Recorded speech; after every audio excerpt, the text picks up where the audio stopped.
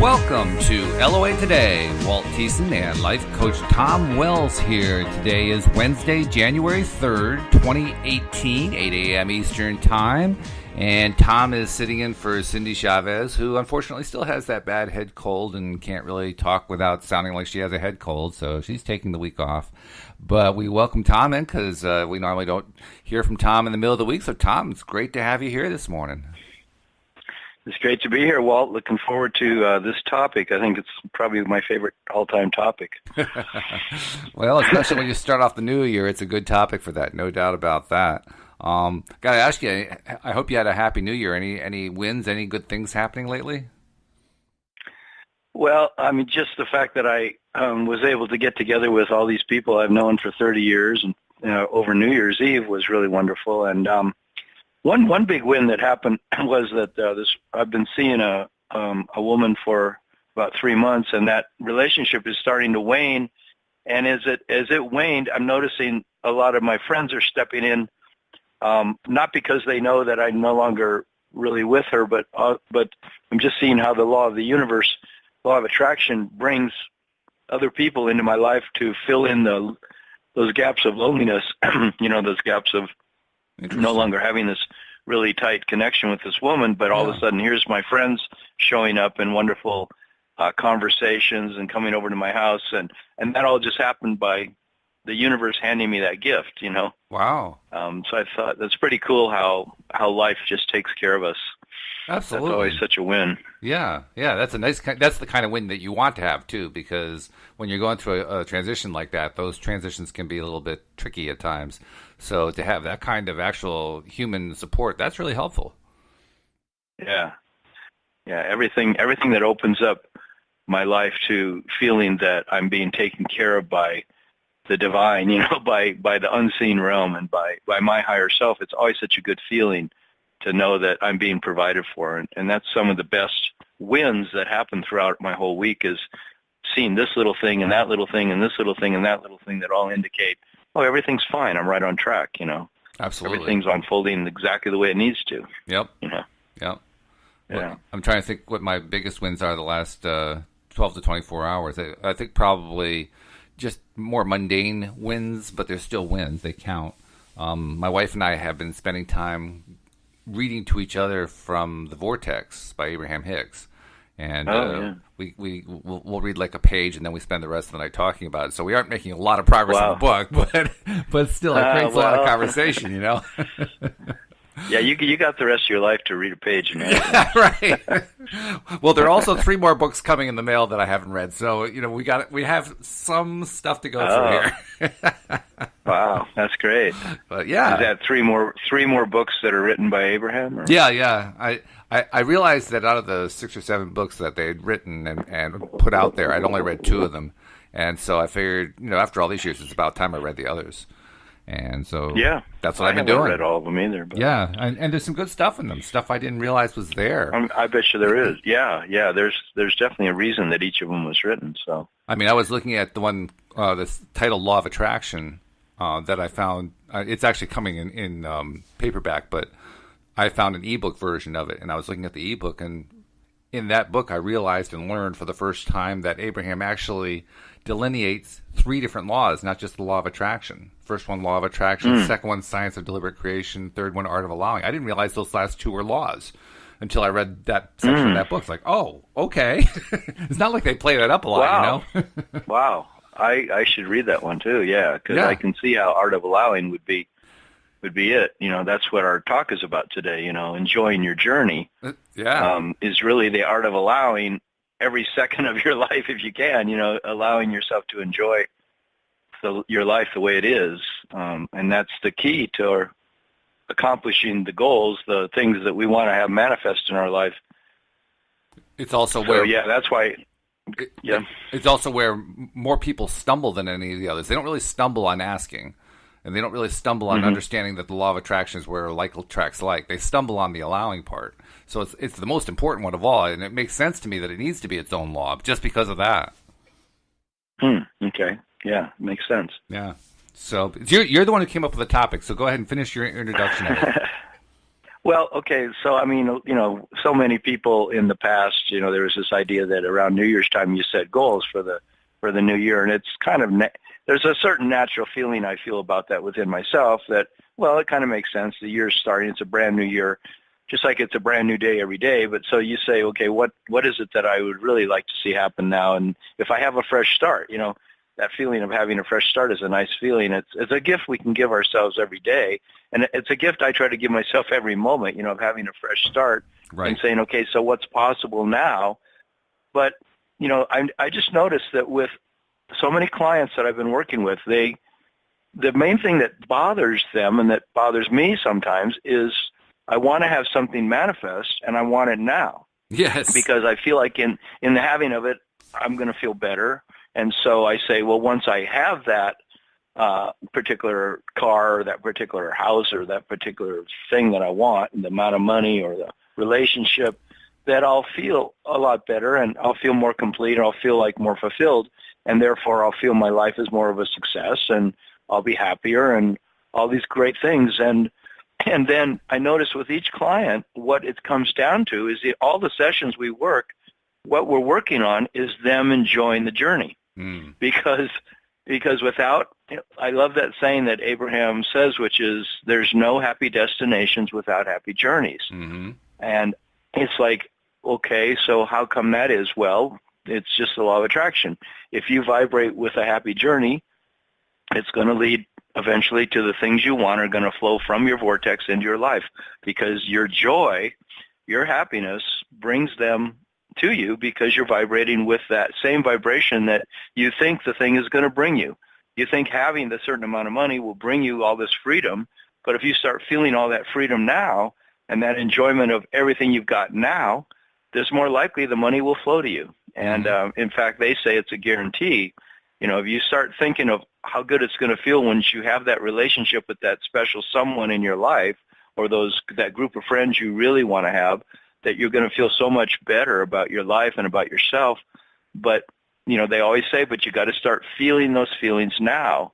Right. And that's how you open the doors to let those things come from your vortex, to come flowing into your life. So it's just amazing how I was working with somebody, brand new person, 2 days ago, and they were asking me this great question, which is why I wanted to do this topic today. They were saying, well, I know that I've got to be in joy in order to let these things into my life. He wanted to reawaken a relationship he had with this woman that he really likes. Mm-hmm. He wanted it to come alive again, and she wasn't seeming to be that interested. So, he was realizing that he's got to work on his own joy, his own happiness, and if he's really in a great place, then he was more likely to attract her back into his life. Mm-hmm. Because he's just so happy. And so he said to me, he says, "But how do I get happy?" And so the whole session became, well, what is it to feel good? He says, "I don't know what it is to feel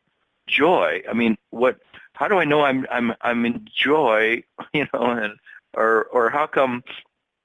Things sometimes they feel neutral, but they don't feel joyful. Yeah. They don't feel really good. And so it came down to this discussion. This teacher I had for 40 years from India used to say, when we're not sick, we feel kind of this neutral feeling about our body. Like, oh yeah, I'm just healthy. Yeah, big deal. So what? I feel great. So what?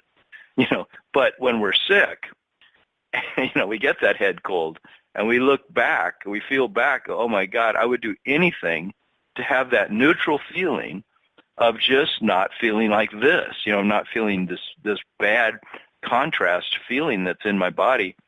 And that seems to be the key to joy. It all lies in the simple acceptance that feeling good is incredibly valuable. And therefore, to sort of amplify the fact that I feel good, that's why, like doing an appreciation journal, you start writing all these common things that I appreciate. I appreciate the breakfast that I had, the 2 eggs and the turkey bacon, or I appreciate, the fact that I have really clean water to drink and that it satisfies my thirst, and we can take these things so much for granted. but they are so key to our happiness when we take the time to slow down and be in appreciation of all these little things. That was one thing we talked about. Yeah, and it's one of those topics where you can actually talk about quite a bit of stuff. I have like 3 or 4 thoughts going through my mind based on what you were talking about there. I'll just pick one of them kind of at random. One thing that I don't remember why I was looking at this, but I remember about 2 or 3 years ago looking at the question of neutral feelings and asking myself, what does it mean to have neutral feelings, and what does that imply, and so forth? Because I was kind of in a similar place to what your client was in that I was having trouble not so much defining what joy was. For me, it was more about getting there, getting to a real happy state. And I always seemed to be just kind of leveling out at neutral. And so as I looked into it some more and tried to find what I could that Abraham had said and that others had said and so forth, I finally came to a realization that, much to my surprise, neutral is actually negative. It's a very, very mild form of negative. And the the best example I can give to metaphorically explain it is if you look at what happens in a legislative chamber, in the House of Representatives or something like that. It doesn't matter what country. In every country around the world, if you want to pass a piece of legislation, you have to have at least a majority or a majority plus one voting yes. If you have others who vote no or who abstain, the no's and abstain get counted together. Because what you have to be doing is voting yes in order to get the thing passed. Voting abstain does not help to get it passed. So in any legislature around the world, abstaining or maintaining neutrality actually gets counted as a no. And when you think of it that way, what we're really saying is you have to be in favor of it in order for the legislation to pass. Well, the same thing applies, I think, to law of attraction. If you want something to happen, you have to vote yes in favor of it. And so just voting neutral, it doesn't put up a ton of resistance, but it doesn't really help attract it either. It kind of floats it out there. It doesn't really move very fast. Not that you can't attract anything in a neutral place. You can, but it can take forever. I mean, that was one of the things you said at first. Why does this take so long? And I can't enjoy the journey and all this other kind of thing. And I think the two kind of go hand in hand. When you're in the neutral place, the journey seems to stretch on forever. It's like, oh, the desert's never ending. I can't wait to get out of here. Yeah. So it becomes incumbent upon us to get to that happy place. And so I'm sympathetic to your client, and I've spent a lot of time over the last 2 or 3 years since I first discovered that piece of arcane information that I've been working on getting into the happy zone, and I've been succeeding. I've been succeeding in getting there and staying there for large portions of my day. So I feel like I've accomplished a lot. And I'm not sure what you and your client talked about, but I know in my own case, the secret is twofold. First, it's recognizing that even when I'm neutral feeling, I'm really not neutral. It's taking any time that I'm in any emotional set point, trying to identify, is that a positive feeling or a negative feeling, and not settling for, well, it just seems neutral. It turns out if I say to myself that it just seems neutral, what I'm really doing is begging the question. I just don't really want to look at whether it feels positive or negative. But when I push myself by saying, no, I have to give an answer of positive or negative, what I find is 9 times out of 10, I come up with negative. And now for the first time, I'm recognizing that what I was calling neutral is actually a slightly negative feeling. And when I identify it that way, then I realize I want to get out of here. I want to get into that positive range. So it kind of gives me a kick in the butt, if you know what I mean. Kind of says, okay, we're not going to settle here for just okay. We're going to go for something better. Yeah, I think that's fantastic. I find that as you were describing that's exactly what I'm trying to do right now in my life too, is because the other day I was listening to Abraham at some point, and they just really hit me really clearly that if I'm not in a vibration of joy, of fun, of ease, of happiness, then the things that I want really are not going to be flowing into my life because I have such an expectation of those things bringing me that joy and that happiness. Like Right. when I'm with that ideal partner, or when I have that certain amount of money, or when I move into that new house or something, and I can picture, how great that'll feel and why that'll give me so many benefits. And yet, I feel like, well, if it's taking a while to get here, like exactly what you're asking.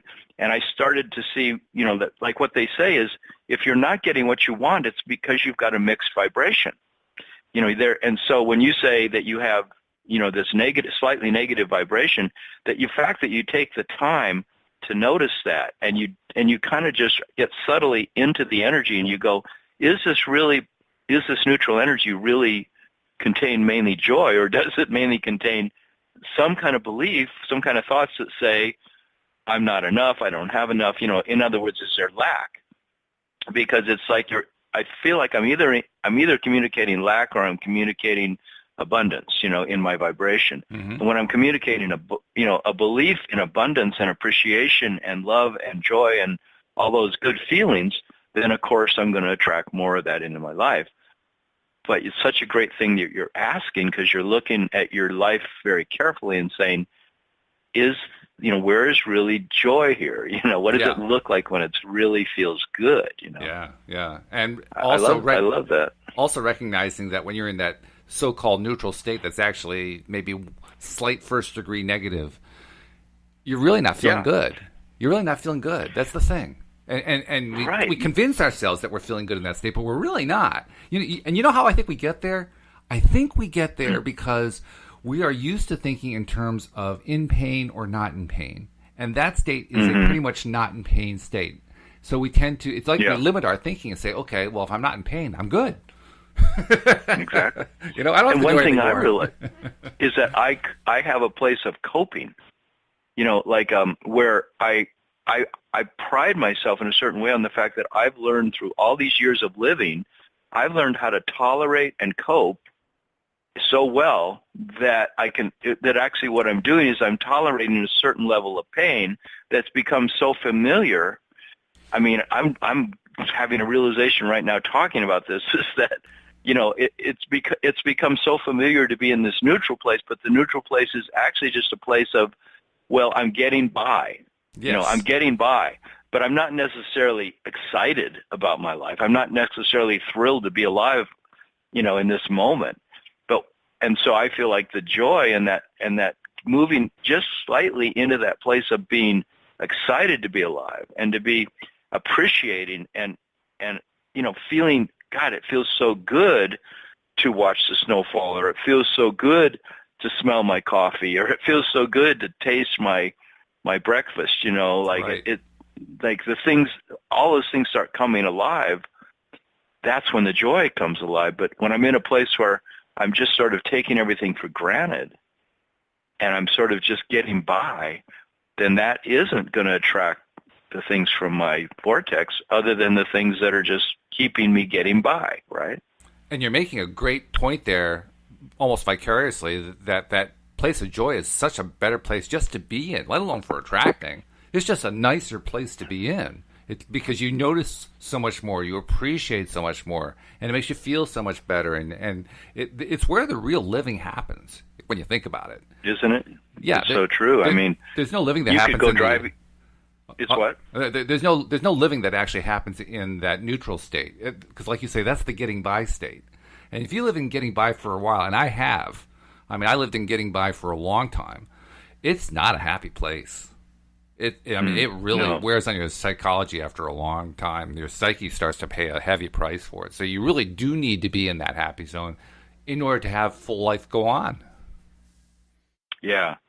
And I'm opening up myself. Like, one of my New Year's resolutions, if I've got one, it would be, okay, this year, this month, this day, I want to open up to ask myself, what does real joy look like for me? What does it feel like when I'm friggin' alive, when I feel like I'm living my life out loud? It feels good, the choices I'm making. They feel like they're enlivening. You know how when you're a kid, I mean, at least for me, so much of my life, it's like the choices I would be making throughout my day were always often about like really wanting to go for something, like I get home from school and it's time to go out and play football with the kids in the neighborhood or baseball or some game, it was so exciting to get, a little snack and then get out there and start organizing the games and start playing, and Yeah. you'd play for hours, because I grew Right. up in Southern California where every day you could play, it was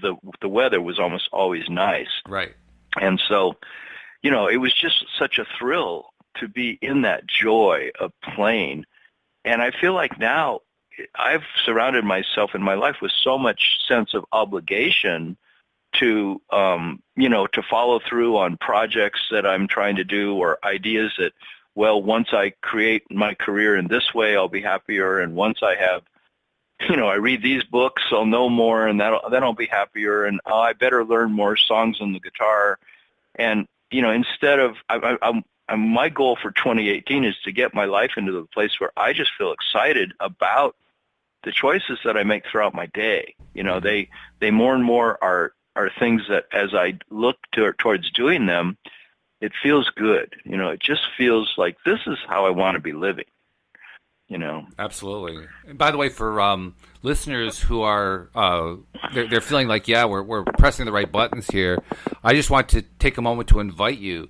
Share this with people who are into the law of attraction, because this is the kind of thing that anyone who is into this whole philosophy, this whole metaphysical thing, this is something that we're all seeking, but we usually don't spend a lot of time focusing on. So if you have any friends who are into this, either on your social media, Facebook, Twitter, Reddit, LinkedIn, Instagram, whatever, share there. And you can be specific. I don't know if most people are aware of this. On Facebook particularly, and I think you can do it on LinkedIn, you can actually specify who sees the thing that you're posting. Most people think that it just has to go to the public and everybody is going to see it.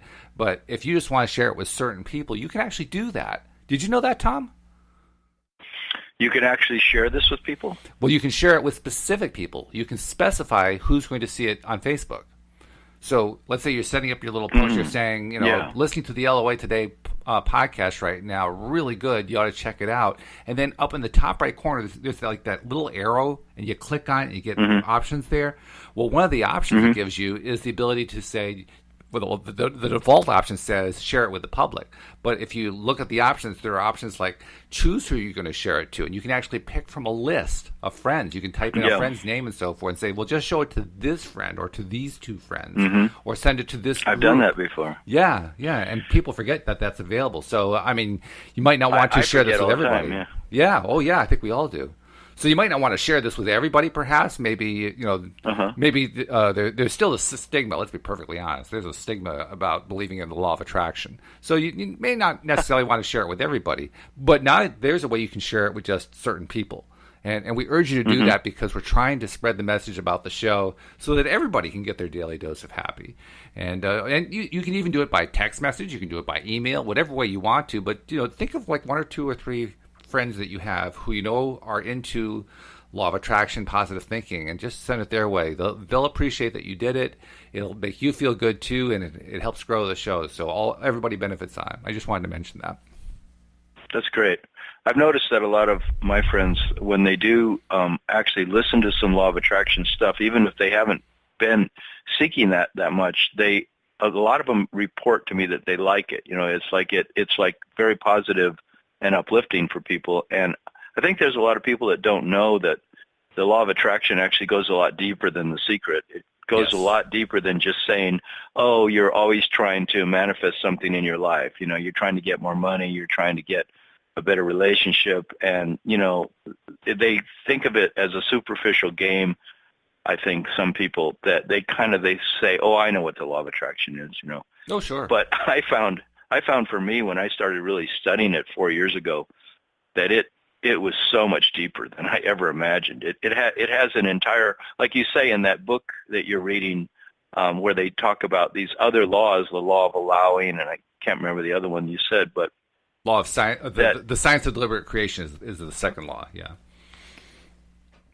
Yeah, that there's I find that as I listen and listen and listen to people who are speaking, especially the channeled stuff that's coming from the unseen realm, like Abraham, things that it's just an endless amount of interwoven understandings that as those things are understood within my being, they're liberating to me on every front throughout my day, that I can think about some law, like the fact that living in the moment is the only point of power that you really have. That there really exactly isn't really like the past. The past is actually gone, and the future never really quite arrives, because you're always really only in the present moment. Right. So, things like that. Just there's this understandings and understandings and understandings that they're very freeing. At certain times when I'm able to really grok, really fully understand that that's a very powerful way of looking at life, that I haven't had the habit of looking at life through that lens. And when I start looking through these lens of all the aspects of law of attraction, it becomes an entire lifestyle. And that lifestyle is, ironically, the topic of what we're talking about today. It's enjoying the journey. You start realizing that, there's all these ways I can enjoy every moment of my day.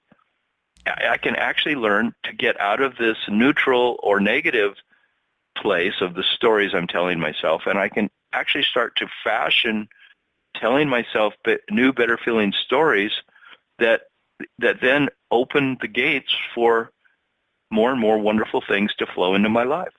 And that's why we call the show Your Daily Dose of Happy, because it's great to explore the law of attraction. There's, like you say, there's certainly a lot there. But as you also pointed out, this is where the fun is. This is where it feels good.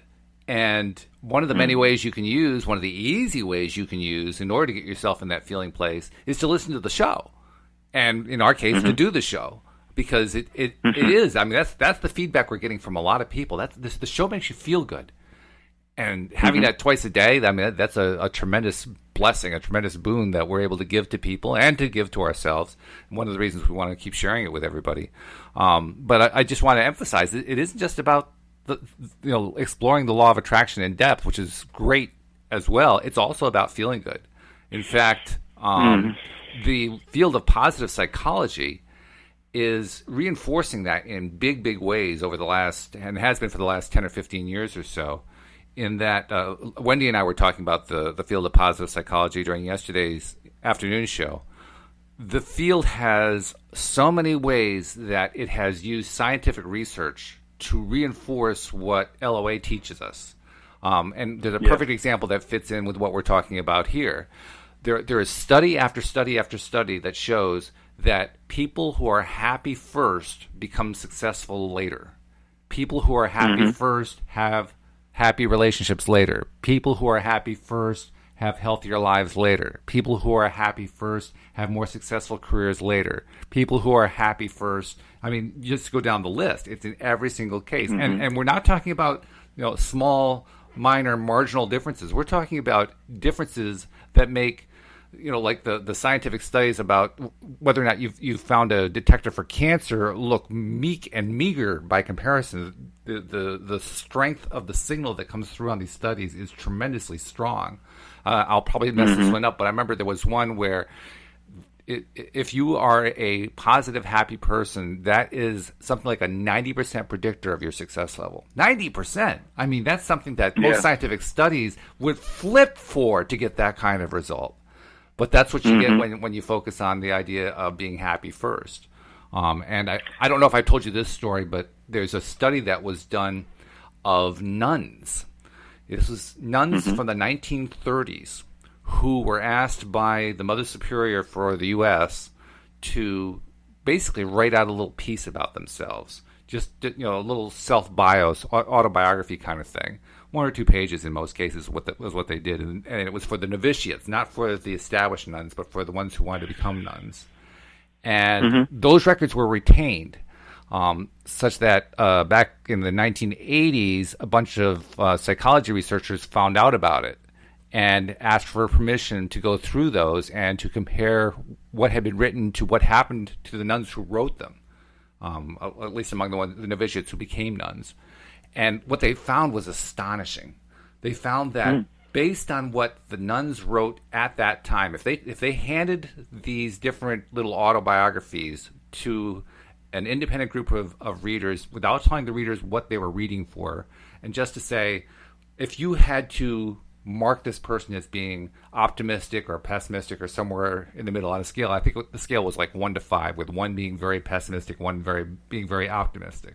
Well, that's what they did. They just went through and they kind of graded it. Like, this one's a 4, this one's a 2, this one's a 5, and so on. And then they took those and they correlated it with what actually happened with those nuns in their lives. And they found that the nuns that were rated a 5 were something like 50% more likely to live past age 90. And they were tremendously less likely to get sick later on in life. And they were much more likely to have fulfilling careers and to get somewhere with their careers as nuns, because nuns actually do have careers. They move around and so forth. I mean, it was in case after case, when you compared the 5s to the 1s, the differences were extraordinary. And when you think about it, what that was saying is their attitude at the time they were young governed the way they became old. I mean, I totally believe that. But it's astonishing. It's astonishing. Your attitude when you were 25 indicates whether or not you're going to live a longer, happier life, a healthier life. Like, holy cow, that's incredible. Well, there's an example that shows you how science is actually reinforcing and sustaining what we've been taught in LOA circles. And by the way, I do want to stress, just because you were negative in your 20s doesn't mean you're doomed, because it also turns out there are other studies that reinforce that even if you change your attitude later on in life, you still get all the benefits. So it's not like you're tied down on that. It just means that you have a nice head, foot up, a leg up, so to speak, if you do start off with a positive attitude. So just wanted to mention that. That's great. Yeah. Yeah, and I harp a lot on, I probably talked about it so much in our podcast about, the fact that just taking a step back and going, am I an infinite being occupying a human body? And if we really do believe that and accept that, that's actually what's happening here, that I am some kind of an infinite consciousness looking out of these eyes and listening through these ears, and all this thing of what I think about, what I feel, everything is somehow connected to something that's actually infinite, and that is the essence of what I actually am as a consciousness. Then it sort of informs the possibility of everything on this earthly plane being mutable, being like it's in a constant state of flux, that I can constantly reinterpret everything from the perspective of my infinite self, and get off the concern about aging, get off the concern about fear, get off the concern about, disease, and so many things that are clearly about the finite realm, where there's beginning and endings. Like the thing that when Abraham says, you can't get it wrong. You can't do anything wrong here in terms of your choices, and because you never get it done, because you're an infinite being. So you have this infinite perspective and by which to constantly tweak your experience, because even when you pass out of this body, you're just going to go right on with some kind of an experience. And so the fear of losing out, the fear of getting it wrong, the fear of screwing up is the reason why we screw up, or why we feel that our life is not fulfilling. And when we take that step back and go, I have unlimited possibilities, I just need to accept the fact that it's not as serious as I thought it was. It's not this big drama, Right. This is a freeing, I could be free, learning how to be free here. And sometimes I think, like in the last week, I've had a number of instances where I thought, it's hard being a human being, just listening to what people go through, and, you lose a relationship, you lose your lover, and you're rejected, or you feel like you had to leave them, and it's painful. You go through this pain, and yet where's the joy? And you start looking around and you say, oh, well, there's a lot of joy. It was actually that relationship was probably just designed to unfold that way. And look at all the things it taught me. And you start making a list of all the benefits you got, and you realize that for everything that was difficult, you put something into your vortex of a brand new possibility for the next relationship being even better, because you learned something from that other one of what you don't want. Now you know more what you do want. Very true. And so you start looking at life for, how is it actually always working out for me? How is it actually designed to be a solution rather than a problem? And not only a solution in a neutral sense, but a solution, there's an excitement about it. There's something stimulating here, and how can I find that? How can I get into that groove where I love the way things are unfolding? And the more I love it, the more things unfold in a beautiful, lovely way, It just goes to prove that there's actual value in pursuing the dream of getting past that neutral feeling state. It actually does pay to get into that positive feeling state, because there is so much there that many of us are not even aware of, just because we don't live there very often. And so when it does happen, it seems like a freak event and it goes away. And so how many people develop the philosophy? I've seen this among professionals in the field doing research in psychology, who tell you that the best you can ever hope for is to feel a mood of contentment. You can never get above beyond contentment, except for rare instances where you zoom up to joy and you come back down to contentment. That's their view of the universe. And I'm thinking, whoa, that's no wonder some of their psychological studies are a little wacky, because that's the framework that they start from. If you're going to start with that assumption, how can you possibly come up with any conclusions that posit, well, you want to be in a happy space? You can't. It can't be done. No, that's right. Most of my clients and myself, I feel like I'm up against, what we're up against is an ancestors and hundreds of years of lots of people believing that life is a struggle. And they've been passing that down through the generations, and of course there's a lot of reasons why they chose to believe that, because they felt the incredible pressure of survival, and then the pressure of being persecuted by someone else, slavery and different things that have happened throughout all these generations, famine, wars, right. Losing children, that die young in life. And there's been lots and lots of reasons why our ancestors developed this belief, this strong, as they call in like quantum physics, like this morphic field of belief system that is passed down generation to generation, that then we end up now in our own lives feeling like, well, how do we get free? How do we get really joyful? How do we really live our lives from that passionate place? How do we feel that life is a thrilling adventure, And or simply we're so into the peace and the contentment that we find through meditating or through sitting in the shade of a tree, for 2 hours and having a nice talk with somebody. But all of that is so wonderful. And how do we get to the place where we just know that our lives are wonderful? We're experiencing it. But I find that with myself and clients that what we're up against is this very strong paradigm that says life is difficult, life's a struggle, there's no free lunch. We've got to pay a price in order to be happy. And you're just here. This is a testing ground. This is a school. We're here to learn our lessons. We're here to grow, and there's got to be pain to grow. And it's true. Contrast does stimulate us. Contrast is definitely teaches us amazing things. Without contrast, without the difficulties, we wouldn't probably appreciate how awesome it is when we're not feeling the difficulty. Absolutely. But there's been a dominant theme, I think, that has said that, it's not, like you were saying, it doesn't get any better than this. Like there was an old beer commercial that showed a couple of guys sitting on the beach and they were, watching the waves come in and they were drinking Budweiser, and it says it doesn't get any better than this. And I used to think, really? That's it? I mean, it's nice sitting on a beach, certainly being in a warm climate in the middle of winter. That sounds like a really wonderful prospect. But I don't want to live the rest of my life there. Well, I mean, it is nice sitting in a chair watching the waves come in and drinking a beer, I suppose. That can be wonderful. But, and if you're in that moment fully, then you could say, this is great. I'm content. I'm happy. Yeah. It's good to be content.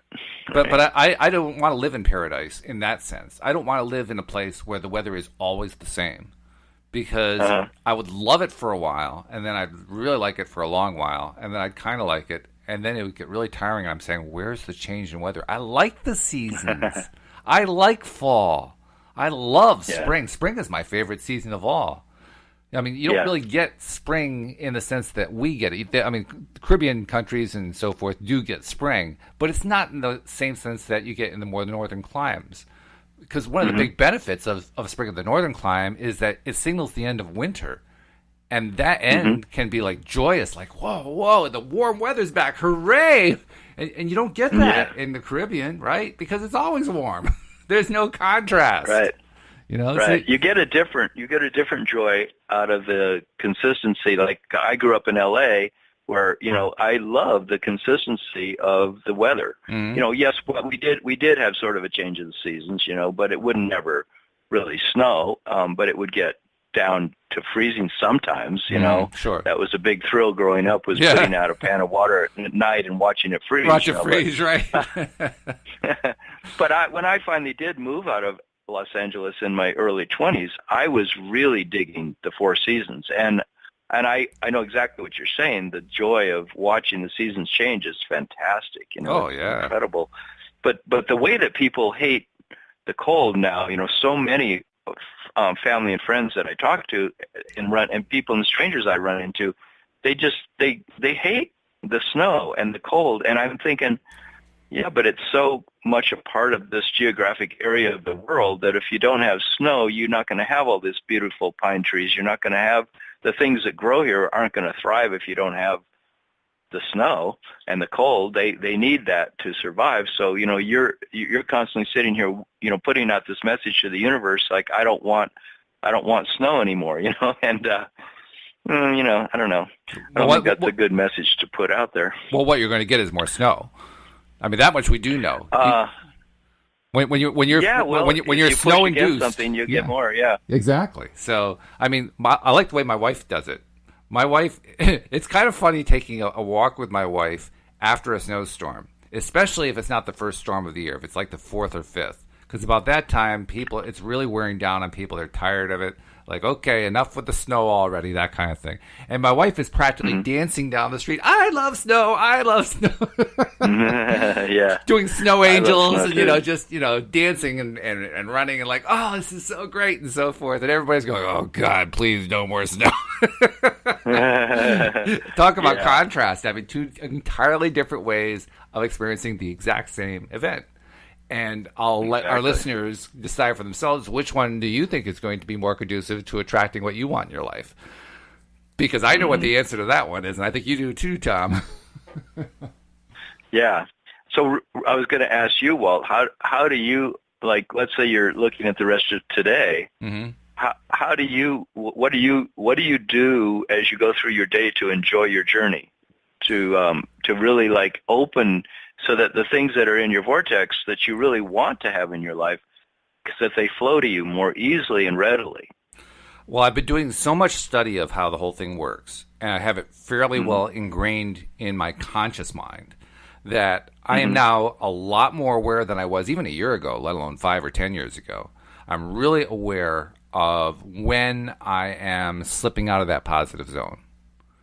And at the moment that I detect that, I know it's a signal for me to stop what I'm doing for just a moment, because I can't let that trend continue. I must reverse that. And then once I've stopped, I take 2 deep breaths. Not just one, I take 2 deep breaths. Slowly breathing in, breathing out, and then do it again. Just to slow myself down, because breathing reduces stress, right? And it's pretty quick. So just by doing a couple breaths like that very slowly to remove the stress from the equation. Once the stress is out, or at least most of it is out, then I can focus on the next step, which is getting myself back into that higher vibration.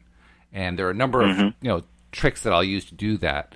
It's a lot easier than it used to be. It used to be, it was like pulling teeth trying to get up to the higher vibration level because I was so not used to being there.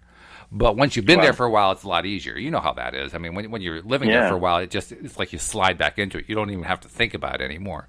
But on those occasions when I'm still reaching, when I'm still struggling to get there, I will look at the thing that was giving me the hard time. You mentioned this a couple podcasts ago about how you want to look at what it is that's bugging you, like square in the eyes.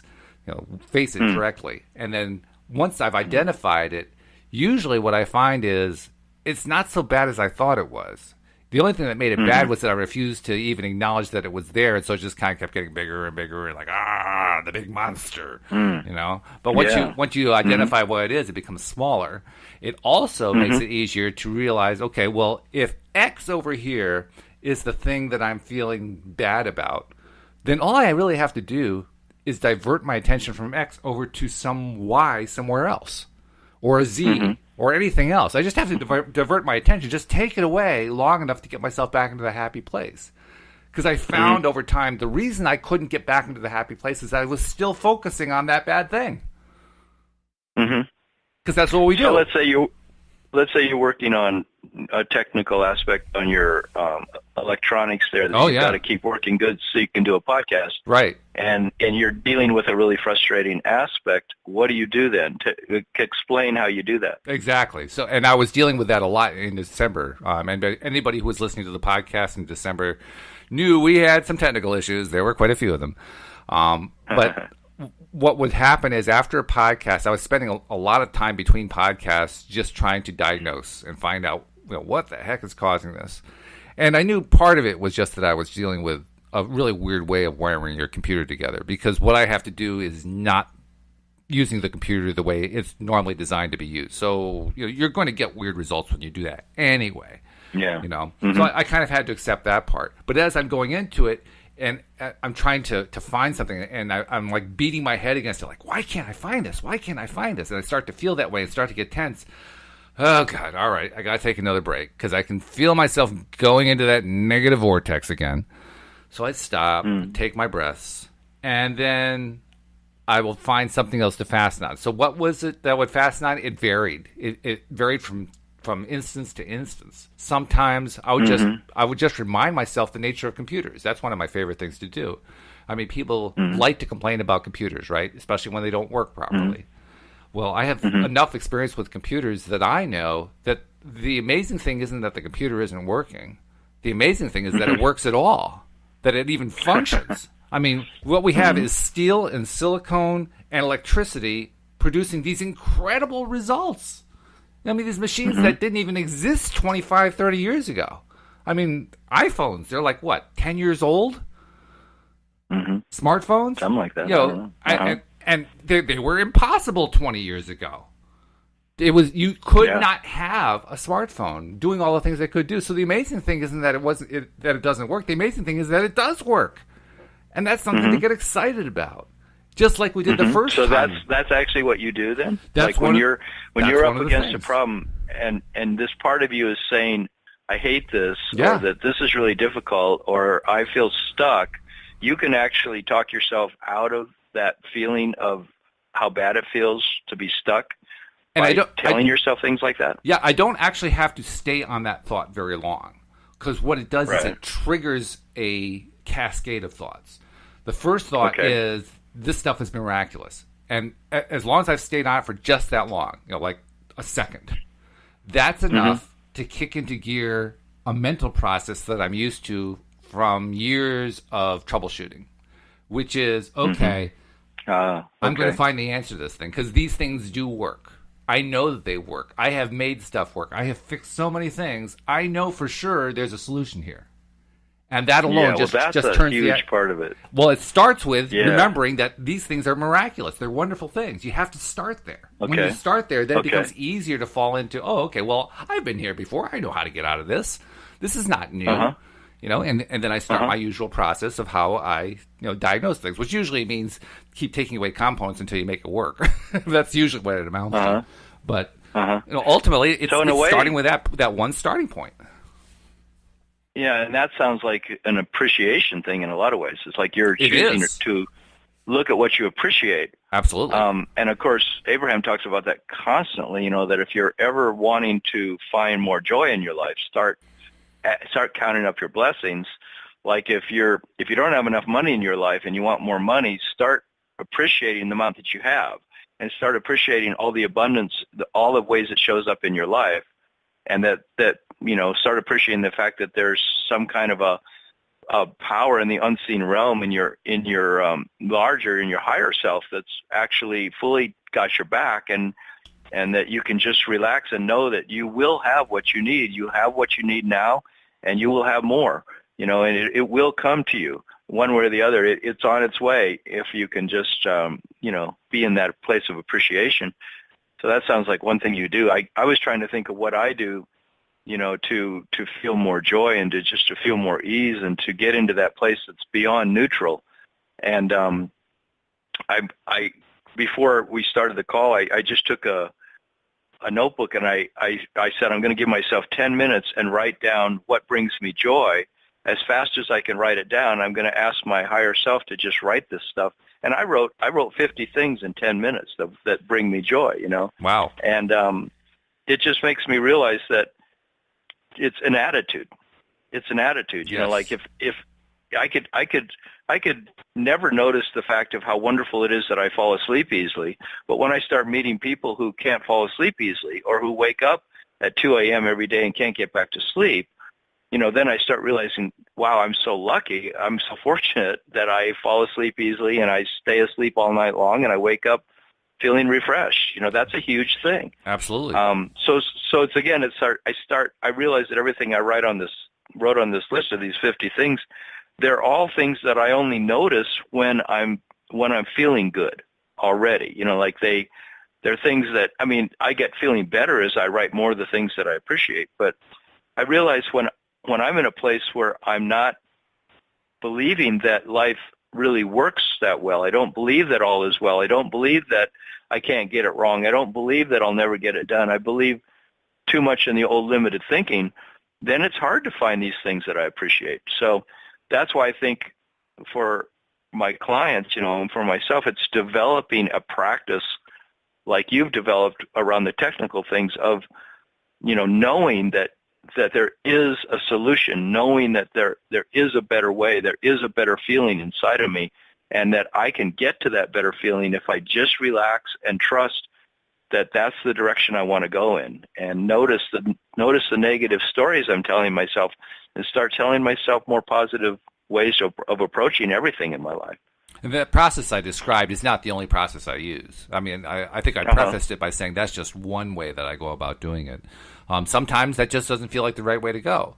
But the key is to have what I call a handful of safe practices to follow. And by safe, I don't mean that you're not going to get attacked. I mean that you can always count on them to work because they've always worked for you in the past. They're the things that you most rely on.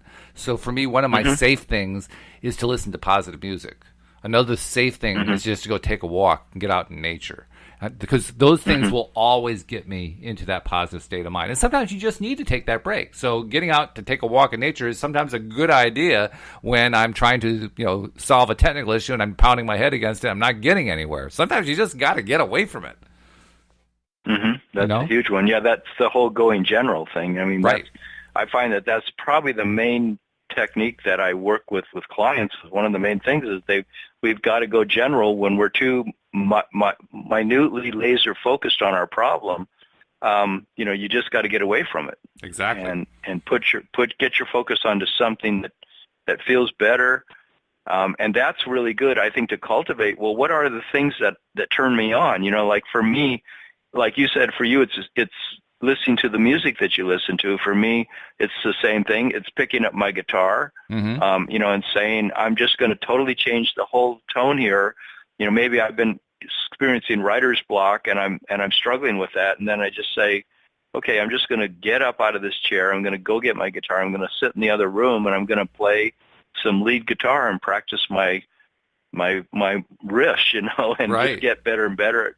But sometimes I'll end up doing that for 2 or 3 hours because it's so much fun. Yep. And that then informs my whole day, like about, it gives me all that nice experience of having fun.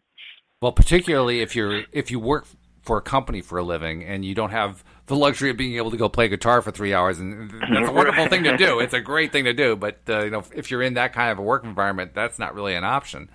That's why I think it's really important to have a preset list of safe options.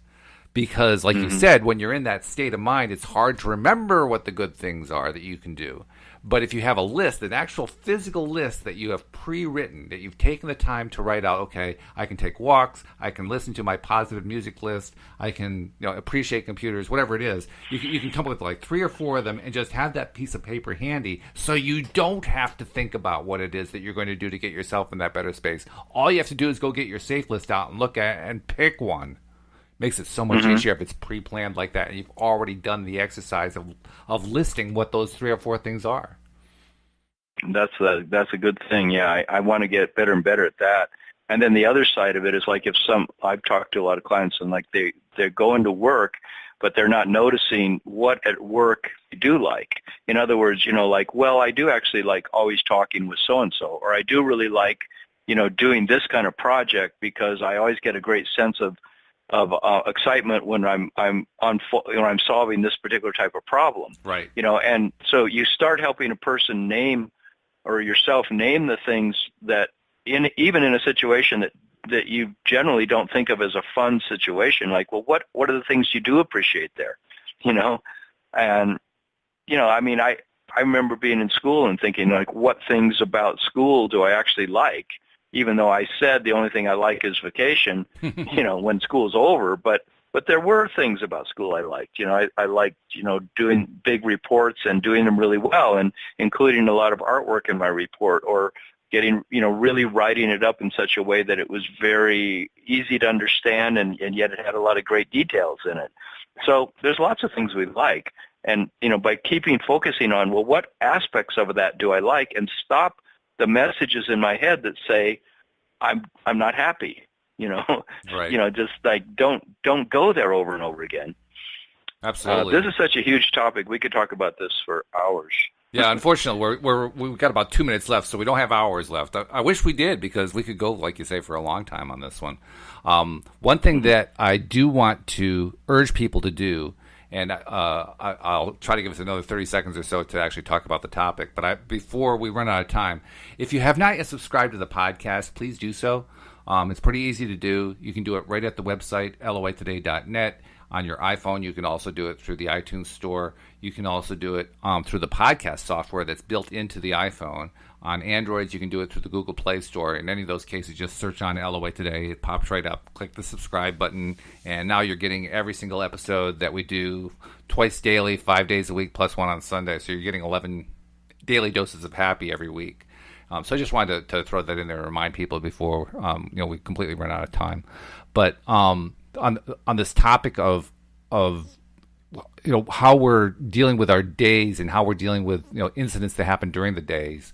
One thing that positive psychology has taught us is the value of the social network. And by social network, I mean it can even be something small, but I recommend having at least one person that you've cultivated as a friend who you have agreed with that person. You're going to deal with them on a positive basis only. You're not going to go into negative rants and, how this is happening, the political situation in the news and all this other stuff. You're just going to stick to positive topics so that you can go to somebody like that, particularly in the work environment, and say, hey, I need a little quick pick-me-up, and just talk for 5 minutes.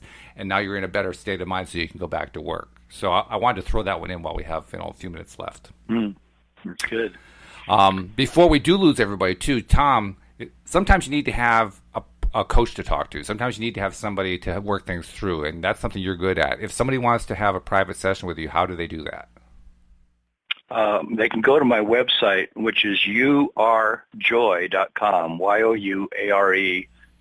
youarejoy.com, and there's a page there called a free discovery session where you can fill out your name and email, and I will set up a 60 minutes of free coaching with you so you can address some problems, some concerns in your life with me and see what it's like to do coaching with me.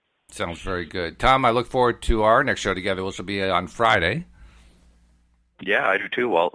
And Definitely, I love all these shows. Absolutely. And in the meantime, please join us next time here on LOA Today. Goodbye, everybody. Bye.